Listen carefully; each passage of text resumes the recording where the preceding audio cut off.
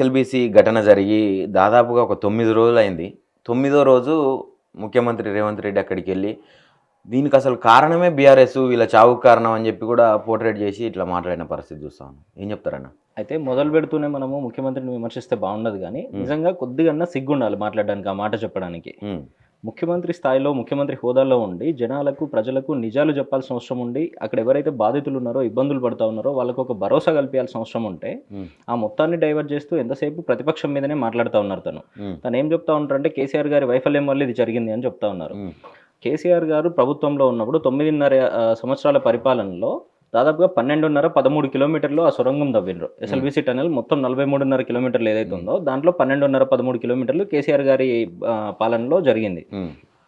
13 కిలోమీటర్లు వాళ్ళు తవ్వితే ఒక్క చిన్న ఇన్సిడెంట్ కూడా ఈ రోజు వరకు జరిగిన పరిస్థితులు మనం ఎక్కడ కూడా వినలేదు. ఒకవేళ అట్లాంటివి ఏమన్నా జరిగితే ఒక్కసారి ముఖ్యమంత్రి గారు పబ్లిక్ డొమైన్లో పెట్టాల్సిన అవసరం ఉంది. తన చేతిలోనే అధికారులు ఉన్నారు, తన చేతిలోనే మొత్తం వ్యవస్థ ఉంది కాబట్టి. మీకు నాకు అవగాహన ఉన్నంత వరకు ఎక్కడ చిన్న ఇన్సిడెంట్ కూడా జరగకుండా ప్రతిదీ ప్రికాషనరీ స్టెప్స్ తీసుకున్న తర్వాతనే మొత్తం పని జరిపించిండ్రు. ఈరోజు ఇదే ముఖ్యమంత్రి గారు ఇదే కాంగ్రెస్ ప్రభుత్వం వచ్చిన తర్వాత ఏం చేస్తా ఉన్నారు? మొదలుపెట్టిన 4 రోజులకే మొత్తం కూలిపోయిన పరిస్థితి. 8 మంది దాంట్లో చిక్కుకుంటే కూడా 9వ రోజు ముఖ్యమంత్రి విజిట్ చేసిండ్రు. ఈ రోజు మనం మాట్లాడుతున్న సమయానికి 11 రోజులు గడుస్తున్నా కూడా దాని మీద స్పష్టమైన రిపోర్టు ఏం రాలేకుండా ఉన్న పరిస్థితి ఉంది. గతంలో చూస్తే కూడా ఈ కాంగ్రెస్ పార్టీ అంటేనే మీరు దేశంలో కానీ రాష్ట్ర స్థాయిలో కానీ ఏ సామాన్యుని కదిలించిన చెప్పే విషయం ఏంటంటే C for Congress, C for corruption అని చెప్తా ఉంటారు. వాళ్ళు దేంట్లో ఏ ప్రాజెక్ట్ ఇనిషియేట్ చేసినా కూడా కరప్షనే బయటకు వస్తున్న పరిస్థితులు మనం గతంలో చాలాసార్లు విన్నాము, ఇప్పటికీ వింటానే ఉన్నాము. ఈ 14-15 నెలల కాంగ్రెస్ పాలనలో కూడా అనేక విషయాలు ప్రతిపక్ష పార్టీ తరఫున మా బీఆర్ఎస్ పార్టీకి సంబంధించి కేటీఆర్ గారు కానీ, హరీష్ గారు కానీ, కవిత గారు కానీ అనేక మంది బయట పెడతా ఉన్నారు. సరే, ఆ విషయాన్ని పక్కన పెడితే ఇదే ఎస్ఎల్బీసీకి సంబంధించి గతంలో కృష్ణా జలాలను ఏ రకంగా తరలించుకుపోవడానికి ఇదే కాంగ్రెస్ పార్టీ తరఫున ముఖ్యమంత్రిగా పనిచేసినటువంటి రాజశేఖర్ రెడ్డి గారు పోతిరెడ్డిపాడుని పొక్క వెడల్పు చేసి నీళ్ళు మొత్తం తరలించుకుపోతా ఉంటే కూడా ఈరోజు మంత్రివర్గంలో ఉన్నటువంటి ఇదే కోమటిరెడ్డి వెంకటరెడ్డి గారు, ఇదే ఉత్తమ్ కుమార్ రెడ్డి గారు, వీళ్ళందరూ కూడా మంత్రివర్గంలో ఉండి కనీసం నోరు మెప్పిన పాపన పోలేదు. ఆ రోజు వాళ్ళ పదవులు ఎక్కడ పోతాయో అని పదవుల కోసం పెదవులు మూసుకున్న పరిస్థితులని మనం చూసినాము. ఒక రకంగా నీళ్ళు మొత్తం వాళ్ళకి ఇచ్చే ప్రయత్నం చేసిండ్రు. ఉన్న నల్గొండ జిల్లాకి ఏదైతే నీళ్ళు రావడానికి ఈ టన్నెల్ అవుతా ఉన్నారో దీనివల్ల పెద్దగా ఉపయోగం ఉండదు అని చెప్పి నాగార్జున సాగర్ నుండే నీళ్లు లిఫ్ట్ చేయడం ద్వారా నల్గొండ జిల్లాలో నాగార్జున సాగర్ కాన్స్టిట్యున్సీ కానీ, హుజూర్ నగర్ కానీ, కోదాడ కానీ వీటన్నిటికి నీళ్ళు ఇచ్చే పరిస్థితి ఉంటుందని కేసీఆర్ గారు ఆ మొత్తం వ్యవస్థను ఏర్పాటు చేసిండు. దాన్ని మొత్తం పక్కన పెడుతూ కేవలం కమిషన్ల కోసం మాత్రమే ఈ పరిస్థితులు క్రియేట్ చేసి వీళ్ళు ఈరోజు 8 మంది చావుకు కారణమైనరు. చాలా బాధాకరమైన విషయం అయినప్పటికీ ప్రభుత్వం నుండి ఈ రోజు వరకు కూడా అఫీషియల్ స్టేట్మెంట్ లేదు. కానీ 11 రోజుల నుండి ఈ రోజు వరకు వాళ్ళు బతికున్నారు అన్న ఆలోచన ఎవరికీ లేదు. మంత్రి జూపల్లి గారు చాలా స్పష్టంగా చెప్తానే ఉన్నారు. దీంట్లో ముఖ్యమంత్రి గారు రివ్యూ చేయకపోవడం ఒక విషయం అయితే, ఉత్తమ్ కుమార్ రెడ్డి గారు కేవలం టూరిస్టు లాగా పోయి వస్తూ ఉన్నారు అక్కడికి. ఏ ప్రికాషనరీ స్టెప్స్ తీసుకోలేదు. కొంచెం టెక్నికల్గా పోతే కూడా మనము ఆ పైన నుండి భూమి వదులుగా ఎక్కడైతే ఉందో షియర్ జోన్ అంటారు, దాన్ని మొత్తానికి కాంక్రీట్తో దాన్ని మిక్స్ చేయడం వల్ల, కాంక్రీట్ స్ట్రక్చర్ చేయడం వల్ల అది కూలే ప్రమాదం లేకపోతుండే. అది వదులుగా అయ్యి మెల్లమెల్లగా కూలుతూ ఉంది, మట్టి కింద పడుతూ ఉంది అని అక్కడ పనిచేస్తున్నటువంటి కార్మికులు హయ్యర్ అథారిటీస్కి చెప్పినా కూడా వాళ్ళు ఎవరు పట్టించుకోలేదు. దాని మీద రివ్యూ చేయలేదు. చేయకపోవడం వల్లనే ఈరోజు మొత్తం కూలిపోయి 100 కోట్ల నష్టం జరిగింది. నష్టం విషయం పక్కన పెడితే పక్క రాష్ట్రాల నుండి పాపం పని కోసం, పొట్టకూటి కోసం తెలంగాణకు వస్తే వాళ్ళ శవాలను వాళ్ళ సొంత రాష్ట్రాలకు పంపే పరిస్థితి తీసుకొచ్చింది కాంగ్రెస్ పార్టీ ఈరోజు.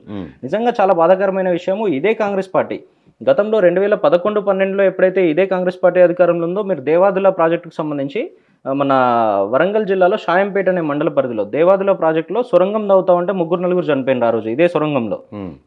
నినాకమున్న వీళ్ళు అధికారంలోకి వచ్చిన తర్వాత 3-4 నెలల తర్వాత నాగార్జున సాగర్ నుండి సుంకిశాల ప్రాజెక్ట్ ద్వారా హైదరాబాద్కు నీళ్ళు తీసుకురావడానికి కేసీఆర్ గారు ఏదైతే ప్రయత్నాలు చేసిందో అక్కడ రిటైనింగ్ వాల్ మొత్తం కూలిపోయింది.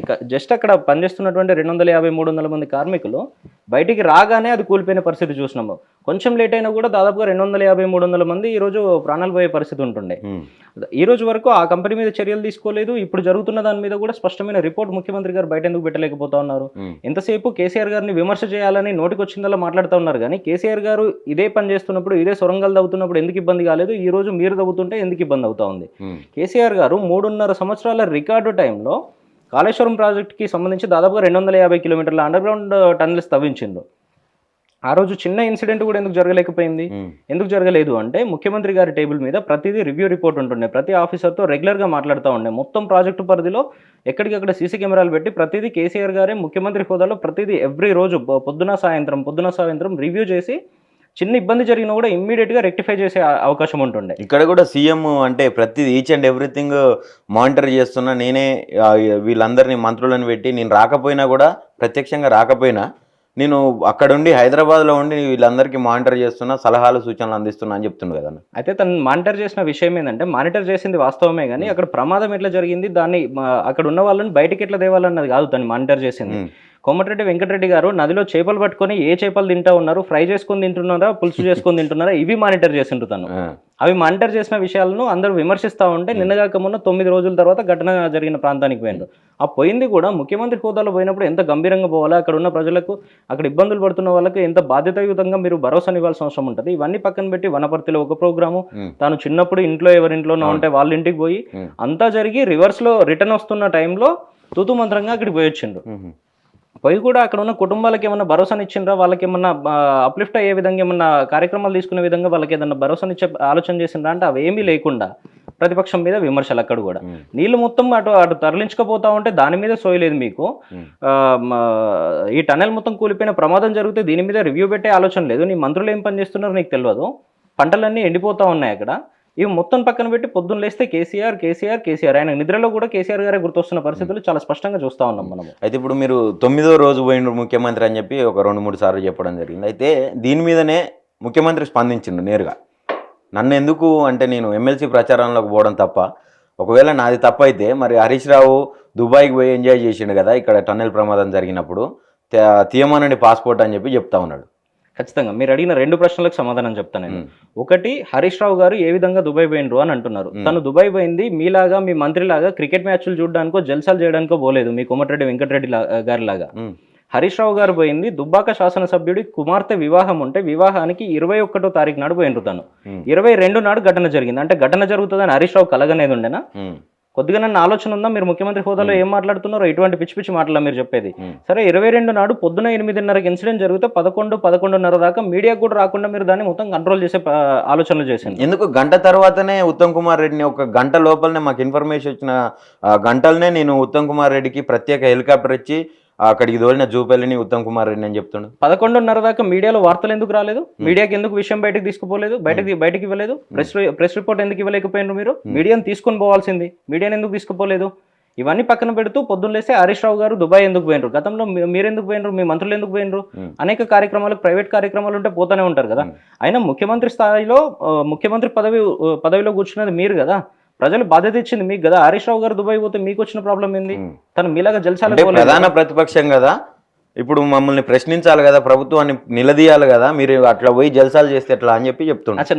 నన్ను నిలదీయండి అని ముఖ్యమంత్రి చెప్తా ఉన్నాడు, సిగ్గు లేకుండా, కొంచెమన్నా బాధ్యత లేకుండా. ముఖ్యమంత్రి గారు చేయాల్సింది ఏంది? రివ్యూ పెట్టి దాని మొత్తం ఇన్సిడెంట్ ఎందుకు జరిగింది, జరగడంలో తప్పిదాలు ఎక్కడ ఉన్నాయి, రేపు పొద్దున జరగకుండా చూస్తామని మిగతా కార్మికులు మిగతా ప్రాజెక్టులలో ఎక్కడెక్కడైతే పనిచేస్తా ఉన్నారో వాళ్ళకు ఒక భరోసా ఇచ్చే విధంగా తన ఆలోచనలు ఉండాలి, తన పనితీరు ఉండాలి. ఇవన్నీ పక్కన పెట్టి హరీష్ రావు గారు ఎందుకు పోయినరు అని మీరు ఎట్లా అడుగుతారు? ప్రైవేట్ కార్యక్రమానికి పోయినరు. గతంలో ఇదే రకంగా కాళేశ్వరానికి సంబంధించిన పంటలు వెళ్ళినప్పుడు కూడా హరీష్ రావు గారు ప్రశ్నిస్తే ఏం చెప్పిండంటే, మొత్తం కాళేశ్వరం నీకు ఇస్తా నడిపిస్తావా అని చెప్పిండ్రు. హరీష్ రావు గారు చాలా స్పష్టంగా కౌంటర్ ఇచ్చిండ్రు దానికి. ముఖ్యమంత్రి పదవిలో నుంచి కూడా నువ్వు దిగిపో, మాకు అవకాశం ఇవ్వు, మేము ఖచ్చితంగా కూర్చొని మొత్తం రిపేర్ చేసి వారం రోజులలో మొత్తం తెలంగాణ అంతా సస్యశ్యామలం అయ్యే విధంగా నీళ్ళు ఇస్తామని చెప్పిండ్రు. ఆ రోజు నోరు మూసుకొని పోయిండ్రు. ఈ రోజు మళ్ళీ అటువంటి వ్యాఖ్యలే చేస్తా ఉన్నారు. హరీష్ రావు గారు నిన్న చాలా స్పష్టంగా ఖండించిండ్రు కదా, నువ్వు దిగిపోతే మేము వచ్చి ఖచ్చితంగా మొత్తం చేస్తాము అని చెప్పిండ్రు. మేము గతంలో చేసినప్పుడు ఎక్కడ ఇబ్బంది రాలేదని చెప్తా ఉన్నారు. ఇది మొత్తం పక్కన పెట్టి మీరు ఇటువంటి వ్యాఖ్యలు ఏ రకంగా చేస్తా ఉన్నారు? పని చేయాల్సింది మీరా? పదవిలో కూర్చుంది మీరు కాబట్టి పని మీరే చేయాలి కదా, బాధ్యత మీకే ఉంది కదా, రివ్యూ చేయాల్సింది మీరు కదా, డబ్బులు ఇవ్వాల్సింది మీరు కదా. అన్ని పక్కన పెట్టి హరీష్ రావు గారు చేస్తే మీరేం గుడిగురాల పనులు తోముతారా?